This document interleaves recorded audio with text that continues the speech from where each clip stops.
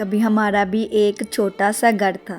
گھر کیا جنت تھی، جہاں ممتا کے پیار کی مہک تھی اور باپ کی شفقت کا گھنا سایہ سر پر تھا۔ ہم خوش اور خوشحال تھے۔ اچانک غفلت کی آندھی چلی۔ پھول رہے نہ سایہ، ماں موجود رہی، باپ سلامت رہے، مگر جنت پل بھر میں نظروں سے اوجھل ہو گئی۔ ہم گھر کے کل 4 افراد تھے۔ امی، ابو اور بھائی عرفان کے ساتھ میں بہت سکون سے اپنے گھر میں رہتی تھی۔ ایک روز امی کو خیال آیا، بہت دن ہو گئے ہیں، اس سکون میں سرخوشی کی لہروں نے ہلچل نہیں مچائی، کیوں نہ گھر میں کسی خوشی کے منانے کا اہتمام کیا جائے۔ خوشیاں نہ ہو تو آدمی ان کی تمنا میں تباہ ہو جاتا ہے۔ اگر خوشیاں میسر آ جائے تو وہ ان کو بڑھانے کے شوق میں مر مٹتا ہے۔ امی نے بھی اپنی شادی کی سالگرہ کی انوکھی خوشی منانے کی تدبیر کر ڈالی۔ دور نزدیک کے رشتہ داروں کو مدعو کیا، مہمان آئے، کھانا بنا، شادی کی سالگرہ مبارک کہا اور رخصت ہو گئے، مگر ایک مہمان شاید رخصت ہونے کے لیے نہیں آیا تھا۔ یہ رحیلہ تھی، میری والدہ کی دور کی رشتہ دار۔ رحیلہ 3 بچوں کی ماں تھی، اس کا شوہر کلرک تھا اور یہ غریب لوگ تھے۔ یہاں اچھا کھانا پینے کو ملا تو ان کے بچوں کا بھی جانے کو دل نہ کیا۔ ہم تو اسکول چلے جاتے، وہ سارا دن میری والدہ کو اپنی لچے دار باتوں میں الجھائی رکھتی۔ وہ سہیلی بھی بن گئی اور غمسار بھی۔ والدہ کے چھوٹے چھوٹے دکھڑے سنتی اور کھانا بنانے میں بھی مدد کرتی۔ رحیلہ سلیقہ شار، خوش گفتار اور خوش لباس تھی۔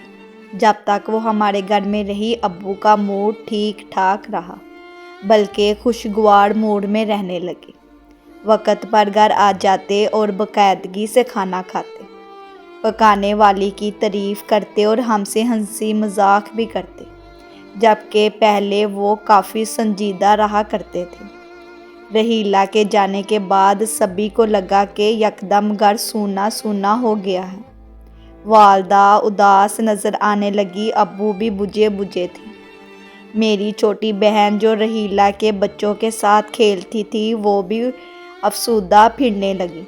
اس کے چلے جانے سے گویا خوشی ہمارے گھر سے رخصت ہو گئی۔ امی بار بار کہتی، ہائے رحیلہ چلی گئی، ہمارے گھر سے تو جیسے رونق ہی چلی گئی ہے، کاش واپس آ جائے۔ امی کی دعا پوری ہو گئی۔ ایک دن اس کا فون آیا، آپا بانو، میری میاں کا تبادلہ بلوچستان ہو گیا ہے، جہاں اپنے ساتھ فیملی کا رہنا ممکن نہیں ہے، وہاں ہمارے لیے رہنے کا انتظام ہی نہیں، میں اور بچے یہاں اکیلے ہیں، بہت اداس اور پریشان رہتی ہوں، کیا کروں، تم بھی بہت یاد آتی ہو آپا، کاش ہمارے گھر ساتھ ساتھ ہوتے، آپ لوگوں کے ساتھ گزرے ہوئے وقت کا ایک ایک لمحہ یاد آتا ہے تو جی اداس ہو جاتا ہے۔ امی نے ابو کو بتایا اور فرمائش کی، اگر آپ اجازت دیں تو جب تک رحیلہ کا شوہر فیملی کے رہنے کا انتظام نہیں کر لیتا میں اس کو یہاں بلوا لوں۔ ہاں کیوں نہیں، مجھے کوئی اعتراض نہیں، جیسے تمہاری خوشی ہو کر لو۔ امی نے فوراً فون کیا، رحیلہ تمہیں میرے سر کی قسم، منع مت کرنا، میرے گھر آ جاؤ، تکلف مت کرنا، یہ بھی تمہارا ہی گھر ہے، اندھا کیا چاہے 2 آنکھیں۔ رحیلہ نے ضرورت کا سامان باندھا اور دوسرے ہی روز آ پہنچی۔ کچھ دن تو بہت خوش گزر گئے، ہر وقت ہنسی مذاق، لطیفے بازی، نئی نئی ڈش بنا رہی ہے، کھانے پک رہے ہیں اور پکانے والی رحیلہ بیگم، سب مزے سے کھا رہے ہیں۔ یہی نہیں، کبھی سیر کو جا رہے ہیں، کبھی شاپنگ کو، ابو کے ساتھ۔ جلد ہی ان خوشیوں کو کسی کی نظر لگ گئی۔ میرے والد الجھے نظر آنے لگے، کبھی کبھی تو وہ بیوی کا کہنا ٹال کر رحیلہ کی بات رکھ لیتے کہ مہمان کو عزت دینی چاہیے۔ तभी मेरी माँ नाराज़ हो जाती। कुछ दिन बाद ही इस बात ने झगड़े की सूरत अख्तियार कर ली थी।